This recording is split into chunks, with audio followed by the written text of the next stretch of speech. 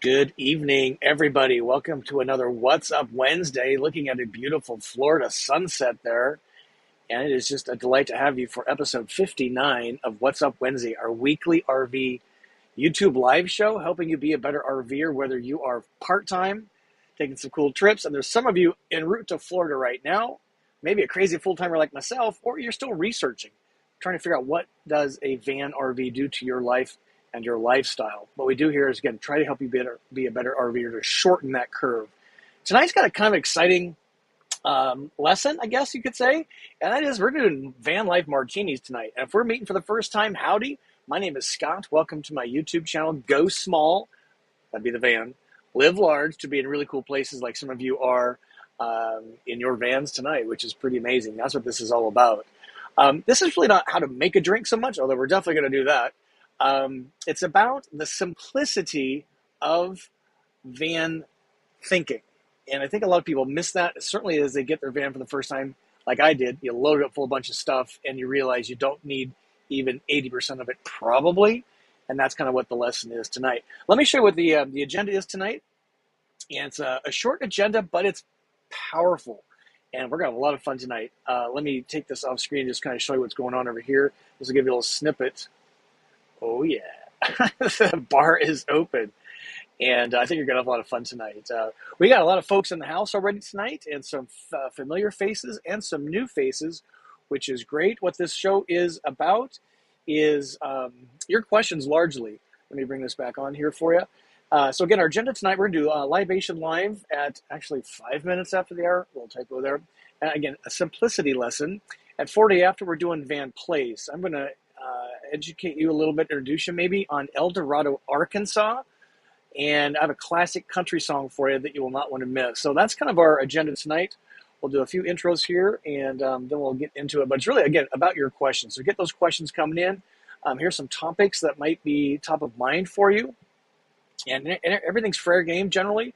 So ask me anything. I've been living my van for 3 years consecutively now, since February 2019. So I'm about to pass a little over 3 years full time.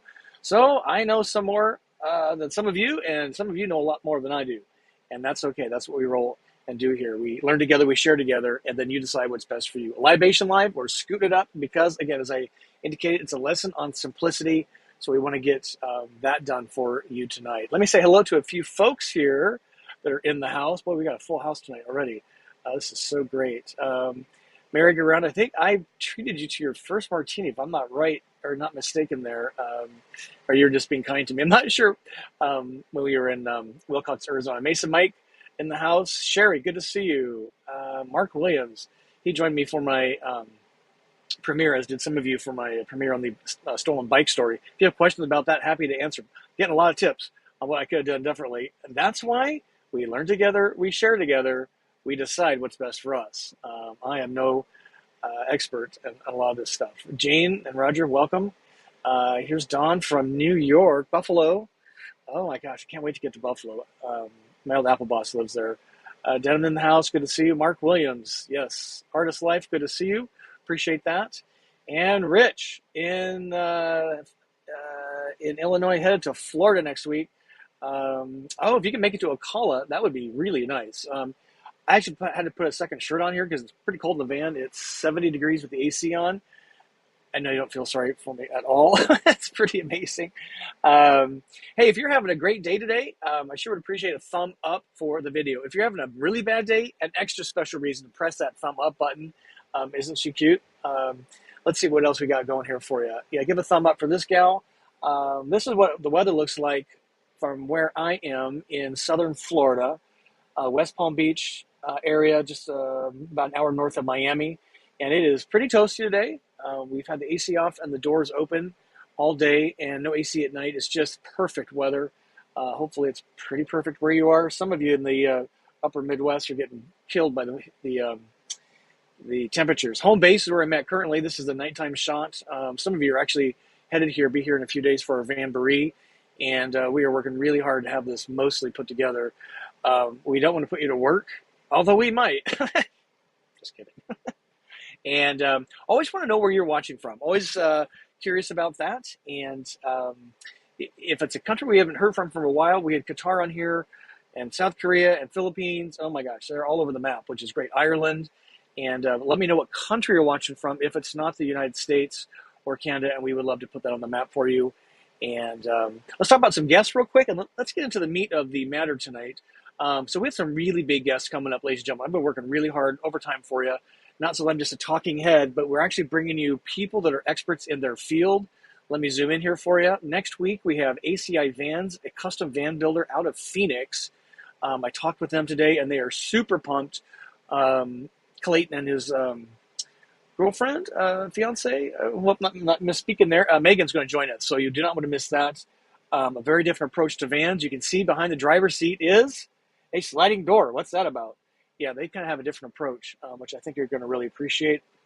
Truma, we've locked this down. We've got a big executive from Truma, North America. Mark is going to join us on March 23rd talking about their new air conditioner system that is really quite innovative. And I am so excited he's going to be back on the show. He was one of my first interviewees back in 2019. And just thanks, Mark, for being here for us.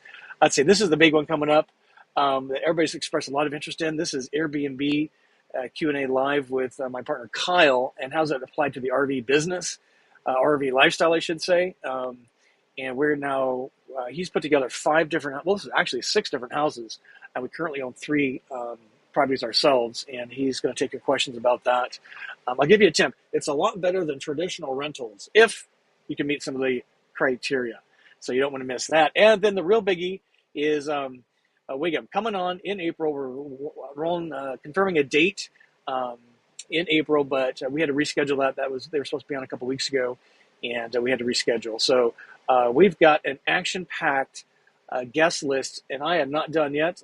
This is our on the Embassy Envoy for Embassy RV, and they're going to be on this Friday, February 25, 3:30 p.m. Eastern, answering your questions. Terry will be, and we're going to kind of focus on water and waste. Their approach to those 2 systems is so different than everybody else. If you're shopping for an RV and you haven't landed on something specific and you want something different in the marketplace, you don't want to miss that. And if you have your Embassy RV, you're in it, or you have your deposit down, you don't want to miss it. Terry's answering your questions. He's just always so good to do that. How are we doing on time? Pretty good. And, oh yes, and hey, if you are into these topics, that'd be van tours, places to take your van, and van tips like we're talking about tonight, it would be an honor for you to, don't want to miss a thing, subscribe to the channel so you don't miss a thing, and it would be an honor to have you part of our success. 19,000 subscribers now. It's just so crazy. It's so amazing. Okay, so let's look at a few more folks in the house, and then we'll jump into our topic. And, oh yeah, let me just remind you, it's about your questions, and get those coming in. We've had a lot of folks join the program recently that are new to the program. So again, welcome, and if you are, I've been here and done this before, it's just a delight to have you again. Okay, so let's say hi to some folks. Here's Sharon in the house. Kent, always like to recognize people from Phoenix. Hey, Kent. There's K3 from Costa Rica. Okay, I'm writing that down. Costa Rica. That's so cool. Nice and warm down there, I bet. St. Louis, and here's SS. San Ramon. Oh, just picked up Soul's Pocket and need all the simplicity tips I can get. Well, SS, you are in the right place tonight because we are going to talk about storage. We're going to talk about tool sets. We're going to talk about mindsets. And I think that's the biggest thing. So welcome. Glad to have you here. Scuba in the house. Tim, good to see you. Kenneth. Gainesville, Florida. We're going to be nearby very, very soon. So great. So Ben can't stay. He's here for the first one, so thank you, Ben, for tuning in quick. And I'll be here next time. Can't wait to buy my 59GL tuning in from Nashville, one of my favorite towns in America.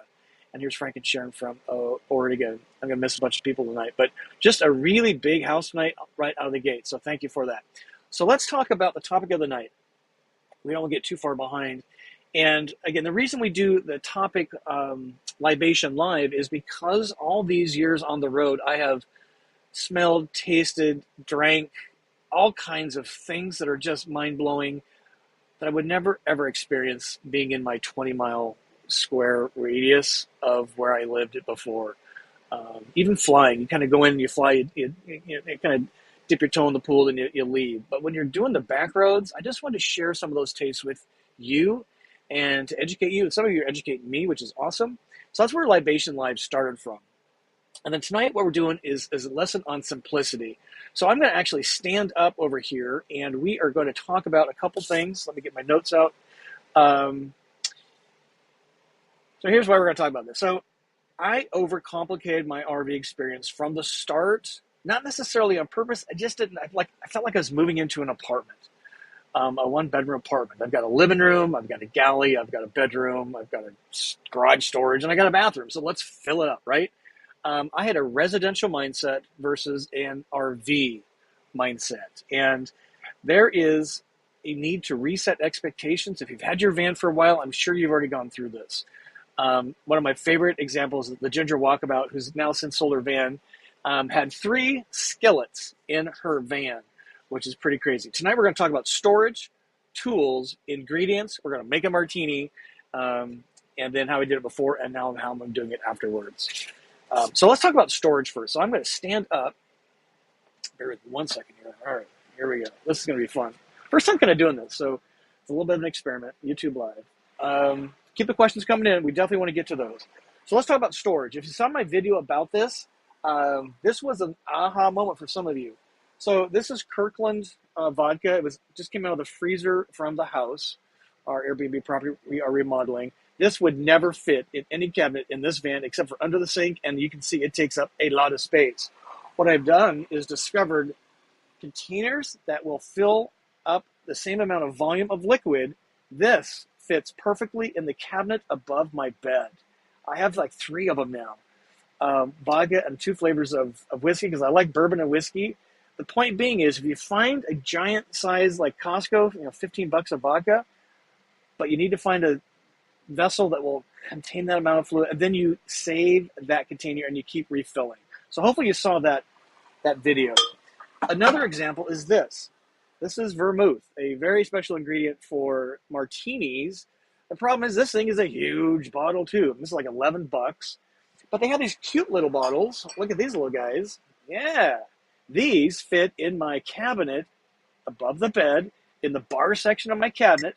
So I can just, what I do is I take the big bottle, and I bought 2 littles, consumed them, and now what I do is I fill both of these. They fit back to back like this in the cabinet, and they fit just perfectly so I can have vermouth ready at all times. And by the way, this is good for cooking. Julia Child was kind of famous for using cooking wine. She used vermouth a lot of the times, and Martini and Rossi was the one she used, I think, the most.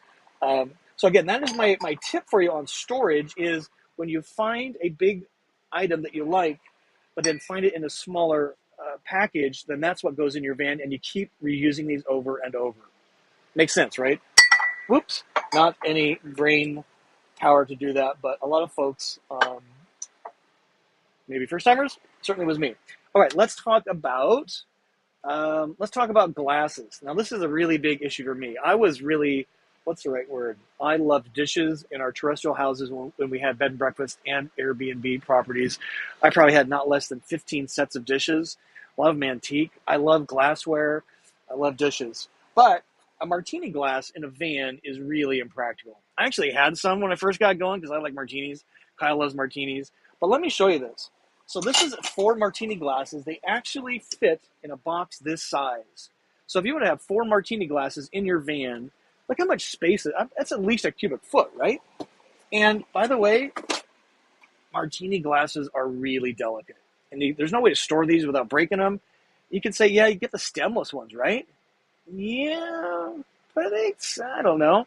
Maybe get plastic, right? Yeah, the mouthfeel, handfeel just isn't the same. So what I would recommend is dispensing with these all together.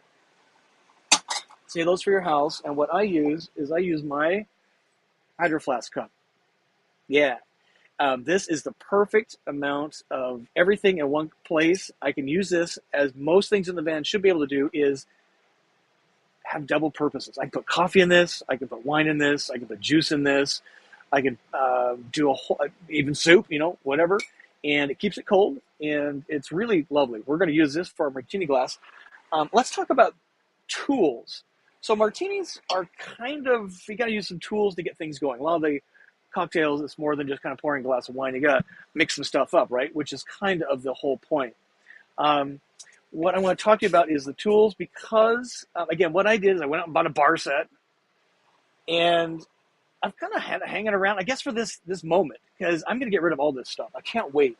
So martinis normally come, you make them, so you fill this up, you put ice in there, and the vodka, and the vermouth, and the olive juice, and you shake this bad boy up. I'm sure you've seen this happen at the bar. And then the strainer top, that's what goes into your thing like that, right? Yum, yum. And then you put your olives in, and you're really good to go. But look at the amount of tools. Now, you might have, if you don't have one of these strainery things, you can have a strainer on top of a normal glass, same idea, right? And you could use this thing. You'll oftentimes see a bartender doing this kind of a thing, and then they strain it with this. The point being is that there's a lot of tools that go into a martini, and all this stuff takes up very precious space. That's the point. Shot glass. Sort of like, what's the point? Jeez, right? Whoops. And how about this? A really lovely little olive pick. Super cool. We actually hand carried these back from Spokane from a bar there. Why? Just because they're super cool. But you know what? I've got a better way. And that's what this is about. So those are the tools. So 007 was famous for having a shaken martini. I'm suggesting having a stirred martini. And leave the shaken to the pros at the bar.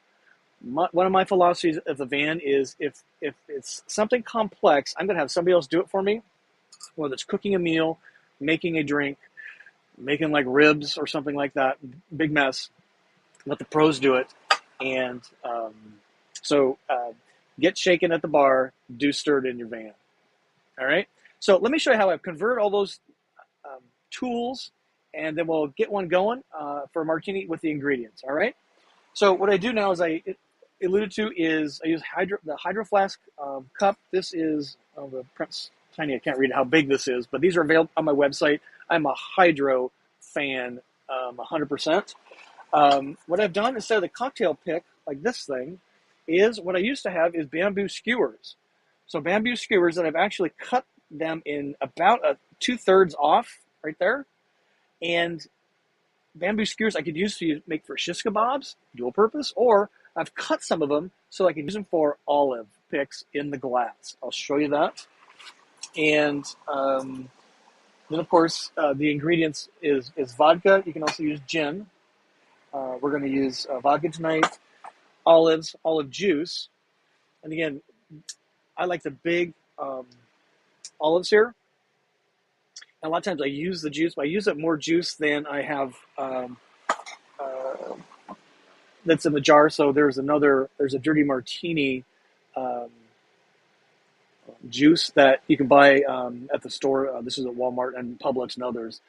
So if you go through a lot of juice, I would recommend this because you're going to run out of juice out of this thing before you run out of olives. So those are the ingredients I would recommend. So let's put one together. Everybody get your, everybody's in here still? Oh yeah, 64 folks watching me make a martini. This is kind of funny. So ice, I just use ice out of my freezer, duh. Some of you, I've learned, have an ice maker in your van. Now, I'm telling you, what is up?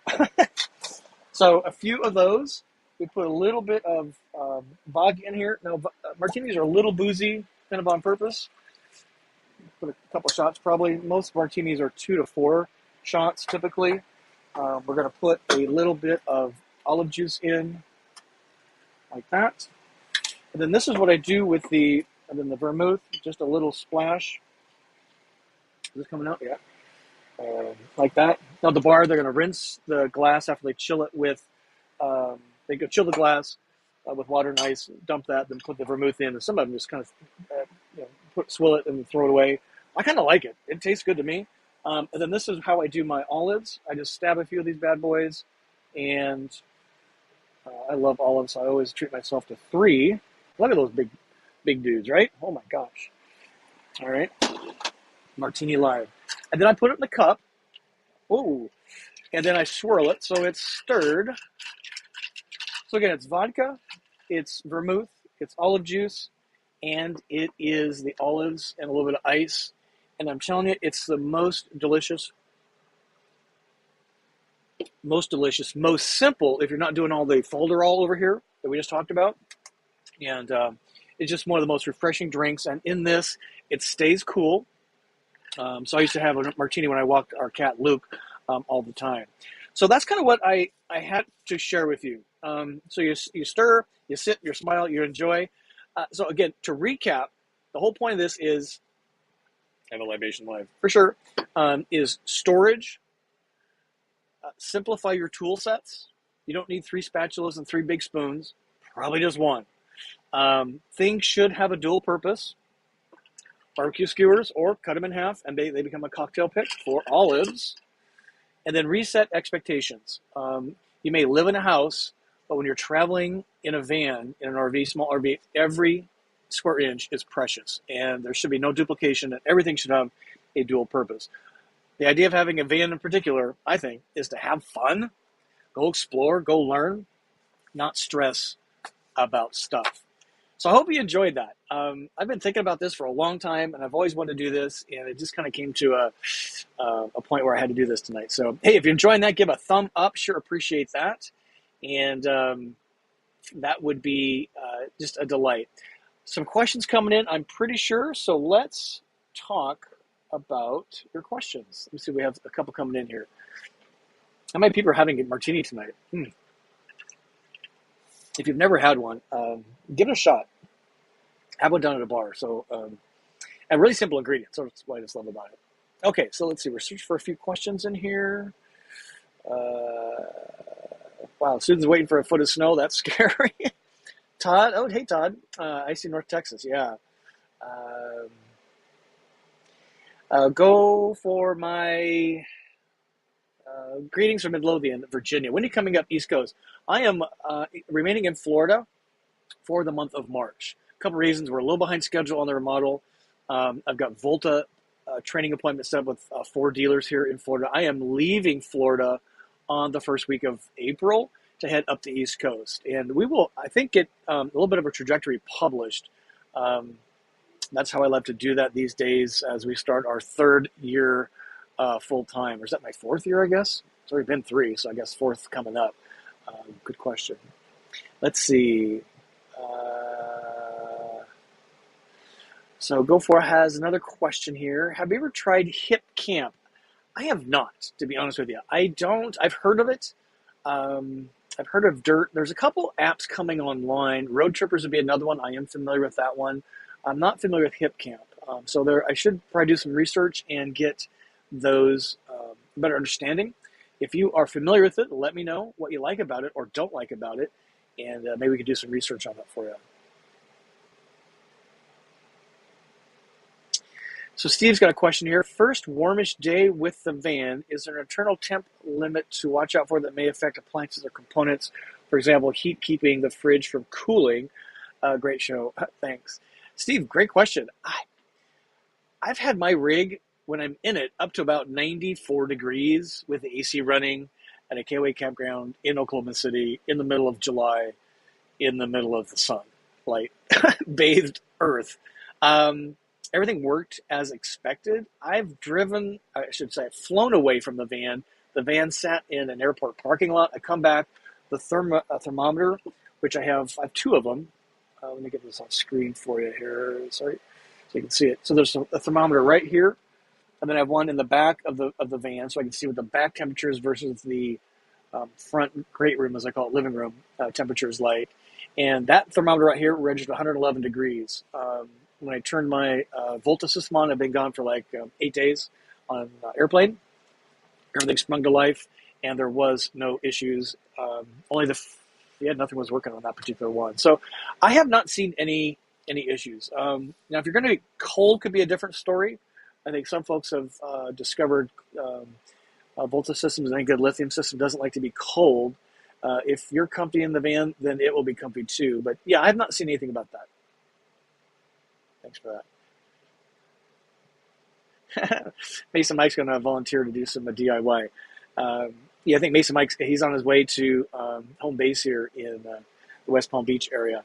And there's a couple of you. It's such an honor. He's coming from Phoenix, which is a long way. So great.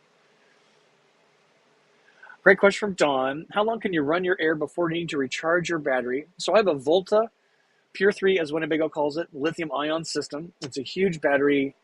Mine is 8,600 watt hours of juice. And the new ones, the newer Travados and like the Storytellers, and if you upgrade your Travado to the 4 modules in the system, battery system, those are in excess of 13,000 watt hours on a single charge of battery. Mine being a little bit older, what I can typically get is about anywhere from 12 to about 10 to 14 hours. Usually about 12. Really depends on how hot it is outside, how hot is the van, have I been able to stay out of the shade, and how much can I dial the compressor from not turning on, is that up or down, and using the fan.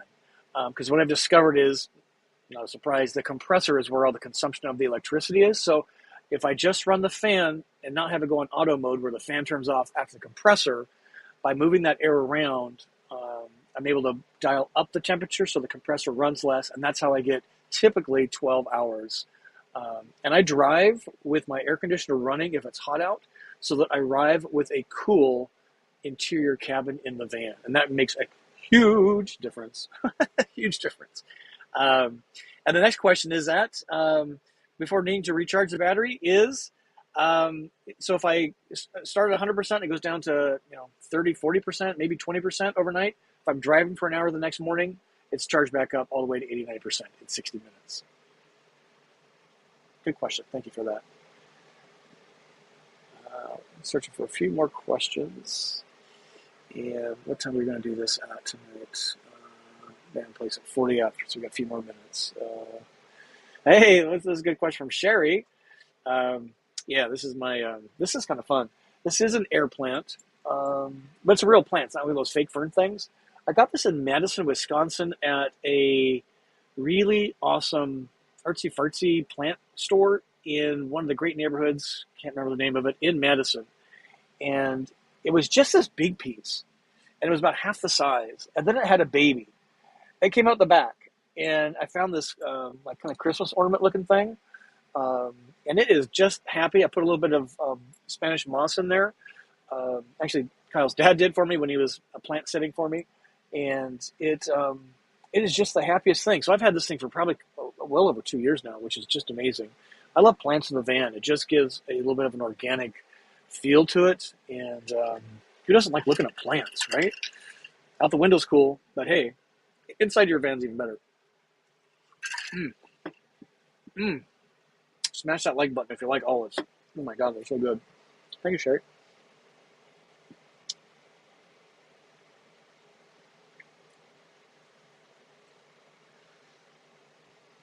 So Sparks Guy said, misunderstood. I thought the subject of the night was going to be stolen bikes. No, that was a video that posted today. Happy to take your questions about it. This was about kind of simplifying van stuff, storage, tools, mindset, ingredients, so you have more fun in your van, not being fussed over about all this stuff. But I'd be happy to answer questions on the stolen bikes, for sure. Don't do what I did. Mostly it's kind of and this is what we do this for, right? I mean, you can learn from my mistakes. That's why we do this. And many of you are well ahead of me. I just try to keep things super simple. But the problems I had in 2 cases on the stolen bikes was I was not in the van overnight, and the bikes are hanging off the back. If I had somebody try and steal a bike, Kyle was in the van as well that time. It was in New Orleans, and we felt the rustling on the van, and I turned the flashlight on, and they were just opportunistic again. But if I had been in the van on both those occasions, the theft would not have occurred. I'm 100% sure. So how do you prevent that? If you're not going to be in your van, just move the bikes to an inside place. That's the bottom line. Let's see. Thomas has got a question. Oh, let's see. Travel Dreamer. I just love these. We go to the top of the hour, by the way. If this is your first What's Up Wednesday, we try and keep it short. Your time is precious, and so we go for another half hour. Travel Dreamer, can you explain what you like or don't like about the changes to the 2022 Travado 59GL? That's a good question. It's a tough one for me because I don't want to discourage people from getting a Travado G floor plan. It's still one of the most unique floor plans in a van. They did some changes that I'm not a giant fan of. Where I'm sitting right now, you really could not do in the new 59G floor plan. I'm sitting on the jump seat, which in my case contains the big 3600 watt inverter charger for the Volta system. In the non-lithium Travados, that's where the water tank sits. What makes that I like the jump seat is I can sit here, so I have a bunch of seating positions. I have this massive table that folds out to about 4 feet or more, a little more than 4 feet, and I can get 5 people around my table for dinner. That's kind of hard with a lagoon table. Now, it is more open. A lot of people like that, and I have to give credit to those that have the newer floor plan. They have not put a like a filing cabinet, storage cabinet thing here. That's kind of what I was poking Winnebago fun at. It's like, now you gave more open space, they're going to fill it with a storage cabinet. I haven't actually seen that yet, so kudos to those. There's the shower. They try to get rid of the shower pump, which is a little bit of a mystery because most people aren't showering in their vans. I'm one of the crazy ones that do. Many of you are out there as well. But to get rid of the shower pump, which wasn't really the problem, it was the filters in the pump and the access to them that was the problem. They had to raise the floor about 4 inches. So I'm 5'10", and in the new one, I cannot stand to urinate. I have to kind of tilt my head. And if you're showering because they solved the problem right, you're still doing the same thing. So there's just some things like that. But, it's still a go-to floor plan for me. The water system changes, not a big fan of that. But Mesa Mike and I did a comparison between the two, the 2019 and the 2022. So if you have not seen that video, please check that out as you get a real good comparison side by side, because our vans were side by side. But my big thing is, no, certainly van floor plan is perfect. No RV is perfect. Understand why you want an RV, determine what RV systems, how an RV system enables your why, which then kind of dictates how a floor plan should work for you as best as possible, and then get going on your journey. It's like buying your first house. You just, at some point, you understand what you're trying to accomplish, what floor plan, what yard, neighborhood, school is going to be as close as possible, and then you pull the trigger. And I would much rather see somebody pull a trigger and get moving versus investing years and years of research and missing out on everything that we're doing in real time. So, great question. This is kind of a tactical question. Thank you, Thomas, for this. I know this may not apply to you, but what do you hear about banks and other institutions rejecting addresses for mail forwarding services when you are full-time van life? I guess we're a little fortunate because we do have a terrestrial address. We do have a house. Technically, it's Kyle, so I'm actually houseless. It's kind of awesome.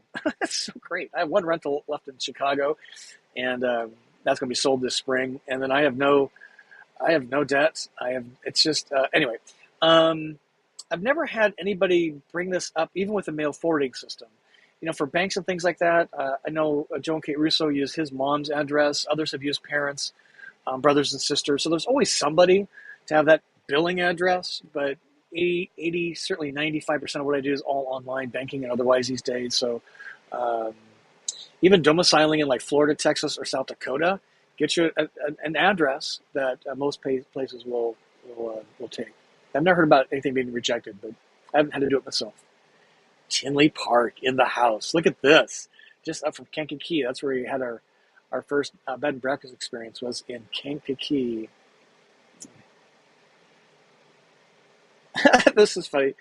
Steve, I think I owe you a reply to your comment on your Volta system. Hopefully you got some of that taken care of. You'll have so much booze in the van, you can give Roger Mitchum a run for his money on the road. Yeah, not sure who Robert Mitchum. Was he the actor? Yeah, I got quite a bar. It's kind of interesting. Look at this Sparks guy. Have you tried the Tuxedo?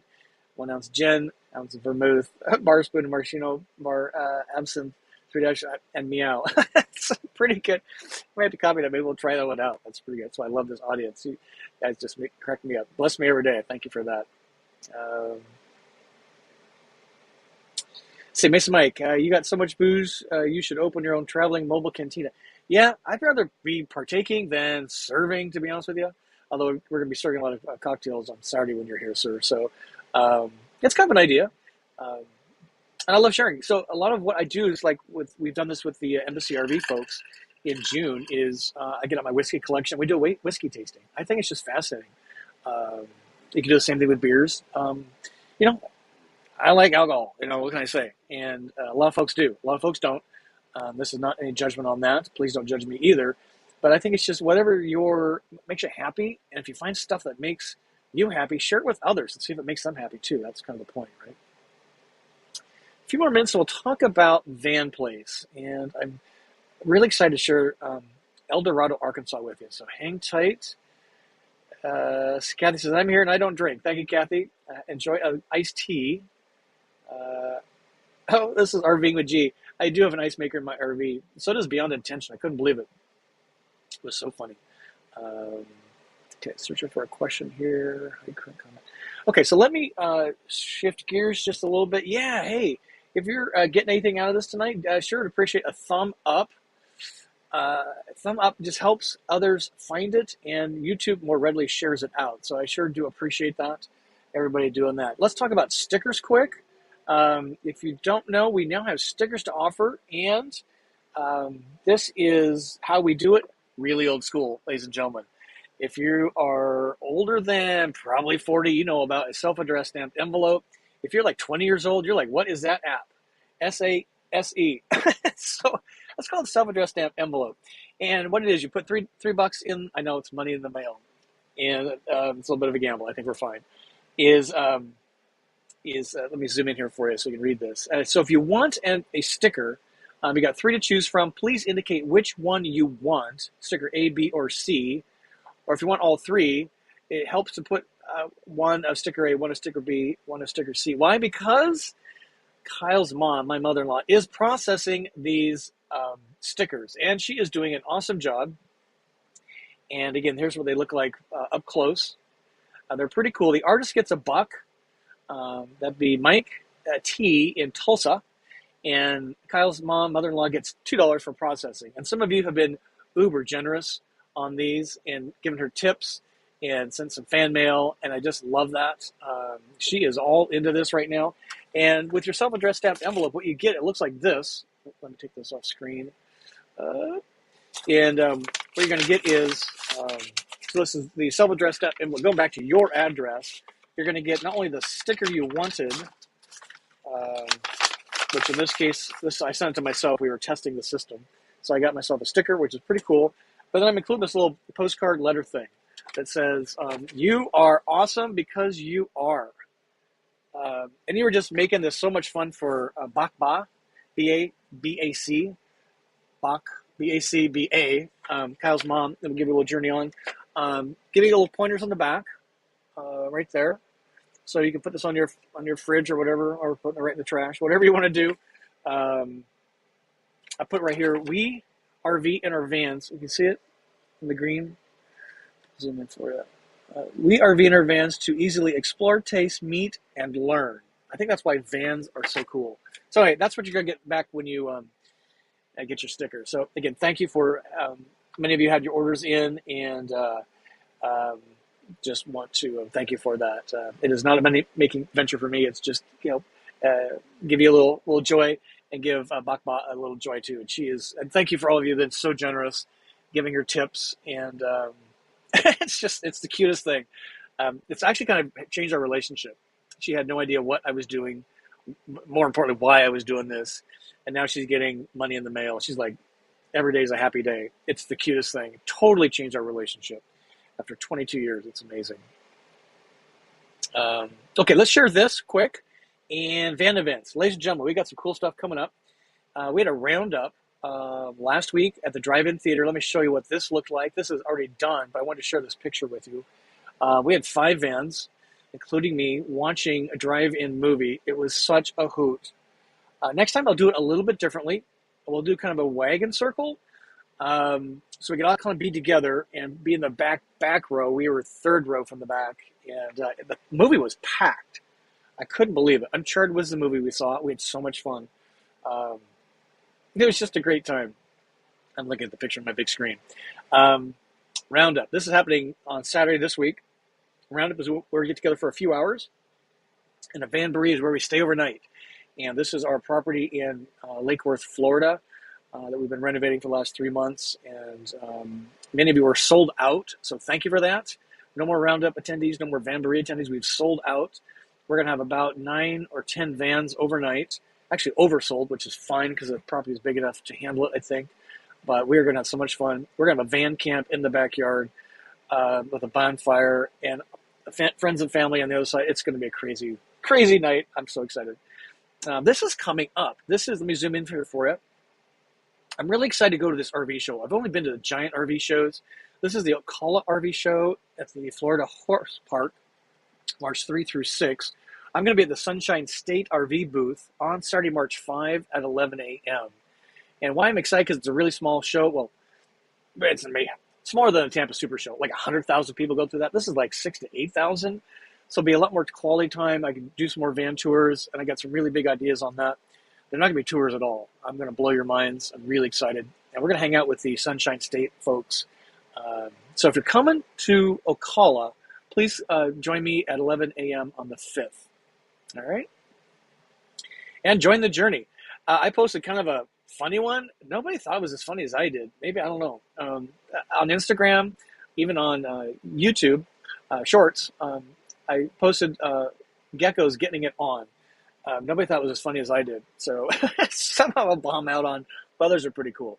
So that's the way we roll there. Let's see. Van place. We'll do that in just a minute. Let me get a few more questions in, and then we'll do van place. So here's Todd in Alaska. Let's see. Artist Life having a bourbon on ice in Kentucky. Kentucky, Tennessee, man. That's so great. Hey, here's a great question. Will you be stopping in Savannah again this year? Have you found campgrounds full, more difficult to book in between boondocking? We'll be coming through Savannah for sure, and I will be making a video about time in van place in Savannah.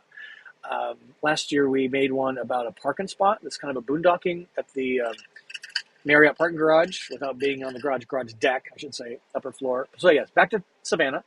And I would say some of the commercial campgrounds that I frequent are pretty booked up right now in Florida, but it's peak season. So even getting an Airbnb property right now is pretty tough. If you're trying for state parks, I'm going to be trying for some of those as I'm traveling around Florida in the state or in the month of April. So I'll let you know on that, but I'm only staying for a day or two, middle of the week probably. So those are probably easier, but it is getting way more full. And Harvest Host in particular, it's really getting kind of frustrating. So I'm back to street camping, I think, this year. We'll see. Farrah wants to know, I live in upstate New York. If I winterize my van and keep my Volta system off, would that be okay to drive in the winter? So just drive as a vehicle, nothing working. It would be fine to the extent that if you turn your Volta system on, it really wouldn't do anything. It'd be in hibernation mode because it'd probably be very cold. But you can certainly run your van. But if you want to use any of the facilities of the cabin that require any electricity, which is kind of like everything, it would not work. So what you would need to do is plug it in, keep it warm, and or winterize it, as you say, and then just turn it off and drive a van around. There's all this cool stuff inside that doesn't work until you get it electrified. And I've never winterized my van. Why? Because I don't go to winter places and I live in it. I don't want to be cold either. Great question though. Thank you. Hopefully that helps. Where's Tuxedo? He's in the house. We're changing things up here a little bit with him. And we're trying the Luke and Leia model. That was our previous cats, where he runs loose now in the house and the outside. So he gets used to being outside, all the noises. And he's doing pretty good on the leash, but he's like been in jail inside the house all day. And then at night, he just wants to go crazy. So we're trying to get the energy out of him. So he's not in the van tonight. He's in there fighting with the dogs, which is perfect. He's going to win, I'm sure. Thanks for asking. This is a good question. They're all good questions. RH, how many days, nights does your propane last if you're running your heater at 68? Boy, if you're running your heater at 68, that's pretty good because propane's really hot. If it's a full tank, and I run mine down to about half or a third, and then I fill it up. So at a half, I'm putting about 2 gallons in, and if it's at a third, according to the gauge, like just under 3 gallons go into it. I fill from a third to a half 5 times a year. Why? Because I'm not in super cold weather. I'm not using it to cook so much, but it's hot water if I'm not plugged in, or it is heat. So it really depends on how often you're using it. If you're in a continuous cold climate and it's like 40 degrees outside and you're trying to heat it to 68 or 70, my guess is you're probably going to run for several weeks. And if it's warmish during the day and you don't need it during the day, it's just at night, and that would be my guess. You get several weeks out of it. But if it's day and night, you're probably looking at, I'm guessing, 7 to 10 days. It's pretty efficient. It's really hot, but you just have to monitor it. But more than you would probably expect. And again, I go from a half tank to a full tank about 5 times a year on my propane tank.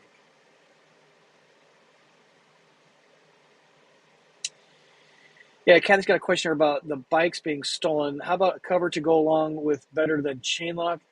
I would have to uncover it to use it, and if something's hard to get to, it probably gets used less, is my theory. And if you're a thief, you're poking your head in there anyway to see what the hell's in there. So I'm not too worried about the weather on the bike. It's a part of the RV experience, just like driving the van. So I would not use a cover myself, but some do. We see them all the time, probably for those reasons: security, weather, less looky-loos, seeing what you got.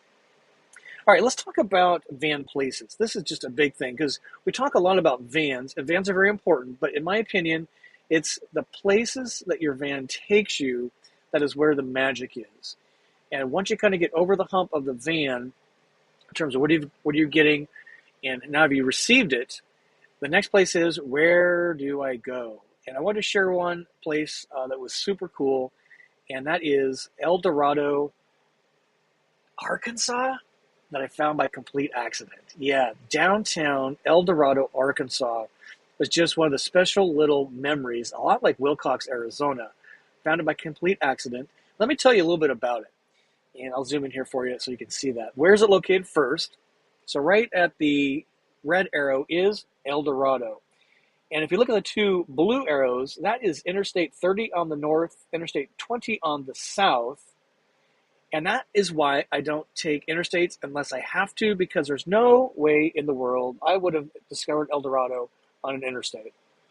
I was actually curious about Texarkana. That was a little bit of a disappointment, but Dorado was an absolute gem. It's about 270 miles from Dallas, 88 from Texarkana, south of Little Rock, and a little north of Shreveport,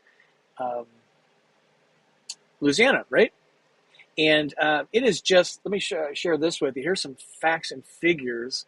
It was founded in 1843, had a 1920s oil boom, currently has about 19,000 residents. They pumped in $100 million to revitalize the downtown. Now, we saw the results of that, which is just a stunning, cute downtown.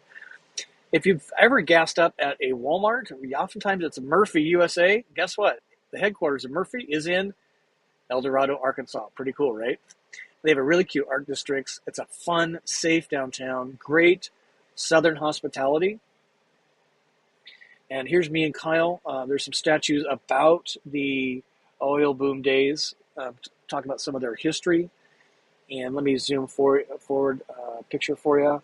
This was a little pub. They were drinking Shiner Bock. It was the middle of the day. And it's just an Arkansas pub, the Mink Eye. How many of you have ever been there? If you've been there at all.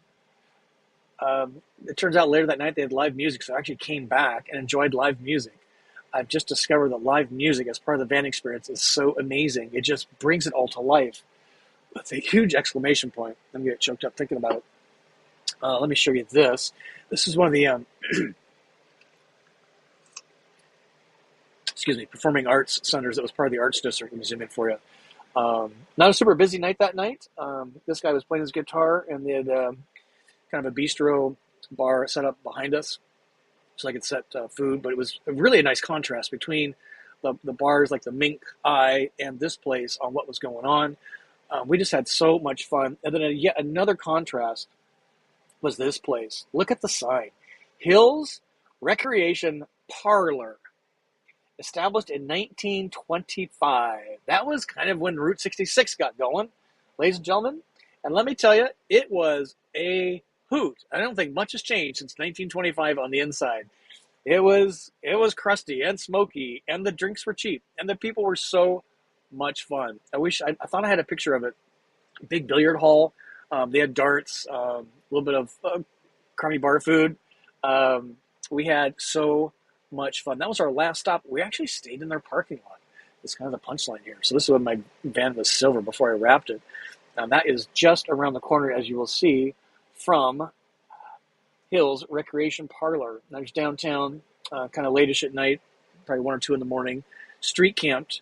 And it was just, we had such a great time. And Kyle got to join me, which you got to see.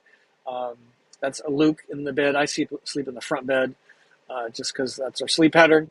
And Luke's all cuddled up, having a great time. And you might be wondering, would I recommend El Dorado for you? And I've actually created this. We're going to start using this going forward as well. And I would give El Dorado an A. History was interesting, but not over the top. Culture was kind of cool. People were great. Would I return? Yes. Would I recommend for you? Yes. It was safe. I overnighted for free. Cellular was great. And one money bag means it's cheap. It was really cheap. It was so great. One of the great things about small towns is things are way less expensive than the big city. So hit them up on the internet. Here's what their website looks like. El Dorado. You probably wouldn't stay for more than a day or two. An overnight, full day, overnight, and next morning kind of keep on moving. I think it's perfect. It was so much fun. It was just one of those experiences I'll never forget. I'm not sure why exactly, except it checked all the boxes. We had so much fun. Hey, if you're getting anything out of it, sure appreciate a thumb up. Look at this guy. Holy cow. Thumb up.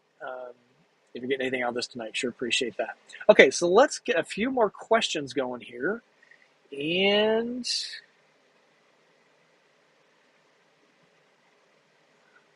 Artist Life has a good question here. What's the best way to attach things on counter wall decors containers while driving?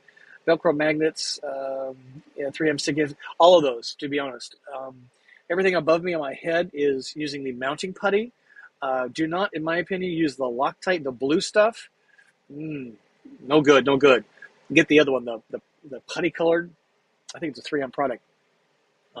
They're available at Walmart and Target and off my website through Amazon if you want. Velcro for sure is your friend. But everything on a horizontal surface and most things on a vertical surface is being held with the mounting putty. So I just think it's so cool to personalize your van. Because that's, as an adult, it's one of the few times you can actually personalize it, if you're solo for sure, to exactly what you want. And it can reflect where you travel, which is kind of what my van does. Yeah, Steve's saying he chose a KL versus GL because of the headroom. Yeah, I'll be kind of curious to see what they do with that. I can't believe, well, I don't know, take words in people's mouths. So a good question here from Go4. Full-time van life, for what state do you claim as residence for federal state income taxes? Florida. I'm a Florida resident and Florida driver's license. And when I had a corporate job, that's where I had my tax things, and now through my business, it's all through Florida as a Florida resident. Pretty cool. But if you're full-time and don't have a terrestrial house, you can use, like I said, there's been mail forwarding services. Cheers, everybody. Let's have a little drink. And use it with friends or family, or get one of those mail forwarding systems.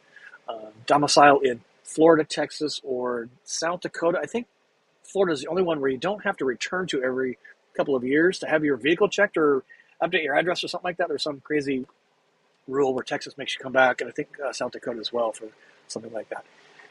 It is getting cold in here. It's 69 degrees. A good question here from Lynn. Great questions tonight.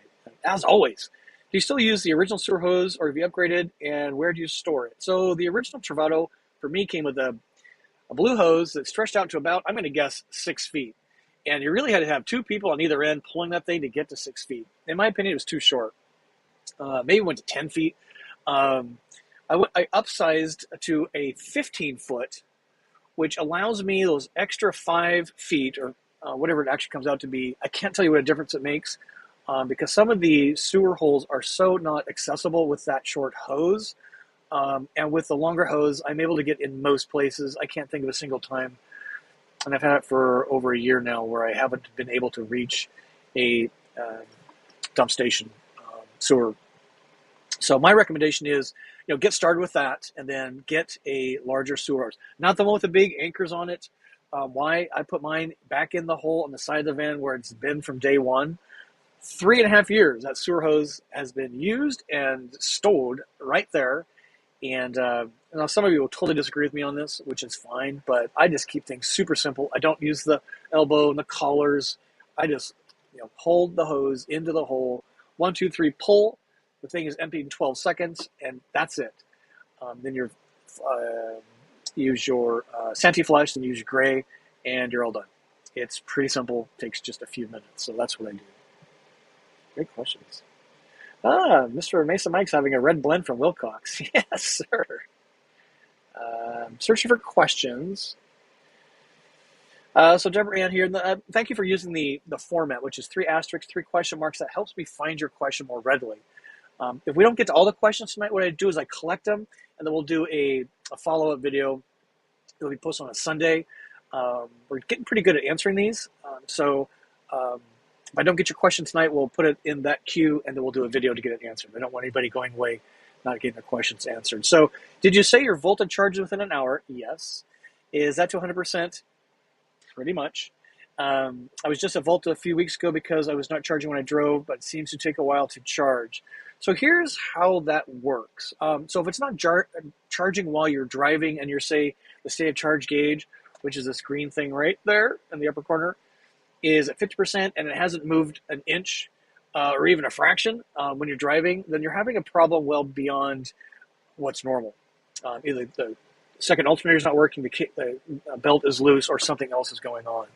But if you are driving and your state of charge gauge is at 40 or 50%, and you're driving for 30 or 40 minutes at highway speeds, and you have one of the newer systems, I'd say anything newer of 2020 Dorado, they put a much bigger second alternator in there now. You should be at 80 to 90% when you arrive within 30 minutes. Just like your phone, if you're at 20% state of charge on your phone, you plug it into the wall, and you're at 20 or 30%, it races charging your phone to about 70 to 80% really, really fast. I'm sure you've seen that. And then it slows from 70 to 80, 80 to 90, and that 90 to 100% on your phone takes forever. And it's the same way with this. If I'm watching my Volta app, which you should be doing, and I'm driving at highway speeds, and it's at 50% state of charge, it is putting in nearly 9,000 watts in an hour through my system. But when it gets to 90%, it's putting in about 200 watts. Use the same second alternator. Why? Because they don't want to overload the battery, and the battery management system is taking over to slow the ingest so it doesn't hurt the energy pack. So if you're kind of charging and driving and it's staying around 90%, that's why it's really pretty full. But if you've noticed it down in 30, 40% range and you're driving for a little bit, it races really fast to 70, 80%. Hopefully you've seen that. But if you're having some problems, let Volta know, let your Winnebago dealer know. How was your Volta experience? Pretty cool team there in their headquarters at Holland, Michigan. Another great town. Take your van. Oh my gosh. How are we doing on time here? Questions. So we're doing pretty good on time. I have a song for you I want to share.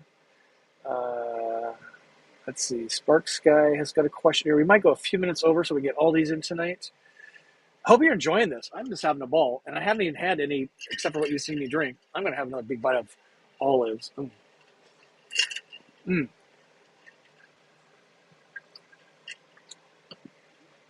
question. Interesting question. Speaking of what makes people happy, have you heard about challenges van lifers traveling across different jurisdictions with medical or legal recreational pot? I've not heard of any. I'm sure YouTube's filled with them. There's a horror story for everything on the internet. I personally, if I was to have some of that with me, and I was going from a state that's legal to a state that's not legal, I would get rid of it. That's just, I'm not a big pot smoker. I was in high school. Maybe that's why I live in a van. I don't know. But I just don't want any issues with that kind of stuff. I kind of put a gun in the same category. Those laws vary really pretty radically from state to state. Um, and if you're going from legal state, illegal state, back to a legal state, there's quite a few now, well over 20, isn't there? Um, just dump it and buy a new batch. But I've not heard of any, no personal experience.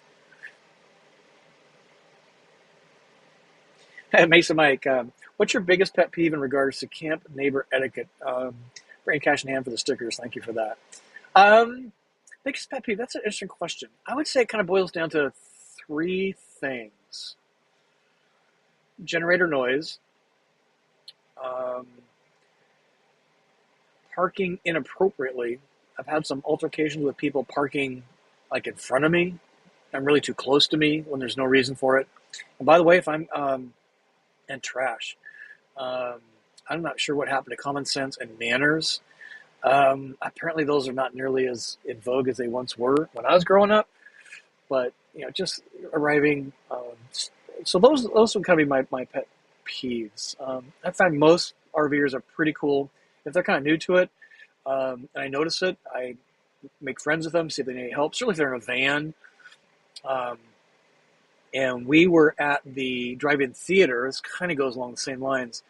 And the 2 rows up, some guy had not realized his foot was resting on his brake, which made the brake lights just, and it was super annoying. You give him a minute or two to figure out if he's,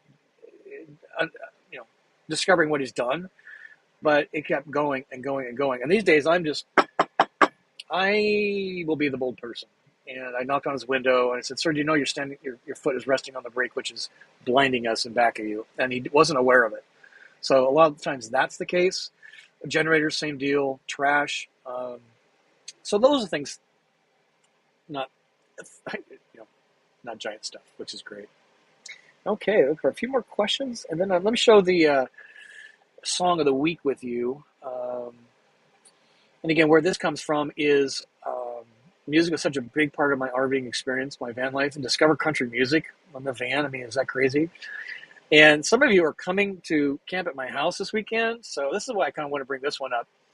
And let me zoom in for you. And the song of the week is Tennessee Ernie Ford doing 16 Tons. My question for you is, when's the last time, or maybe the first time, that you have heard this song? And I bring this one up because I have 2 karaoke songs. Everybody should be able to do karaoke at least one song. This is my go-to song.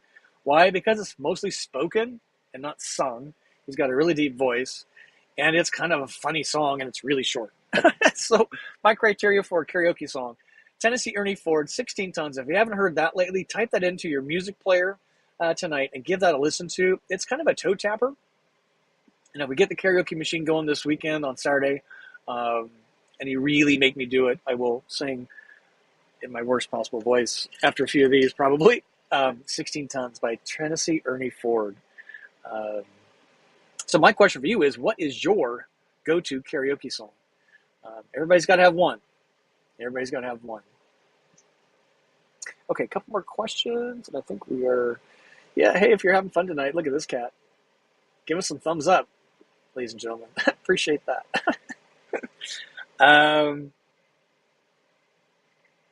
Sparkshy wants to know, what was playing in the drive-in Fantastic Voyage? Raquel Travels in the GL. It was actually Uncharted, and I'm not sure how those that were there feel about that movie, but I was way more into the van experience and chatting with y'all than watching the movie. It was one of the silliest movies. I like sci-fi because it's kind of on the beyond. It's sci-fi, right?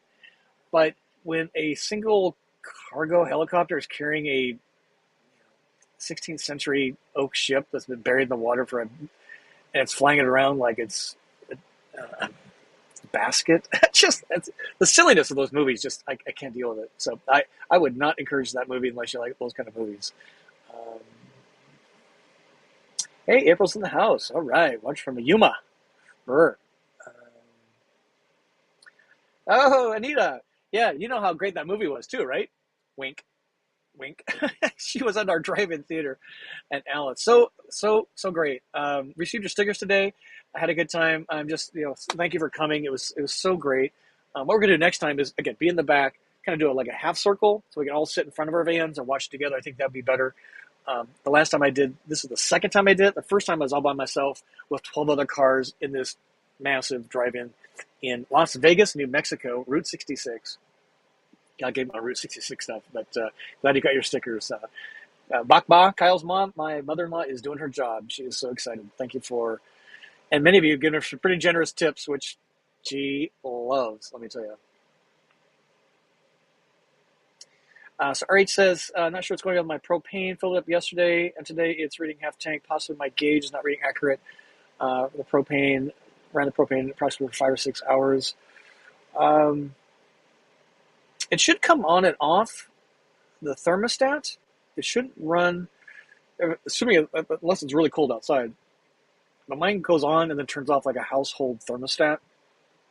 But you should be using a half tank of propane in 5 or 6 hours. So the gauge question, maybe go fill it back up. Sometimes they get like a little bubble, a burp or something like that in there has been mine. Those are not super accurate anyway. Just kind of get a feel of your van. You know, it's like your house. You just got a good sense of it.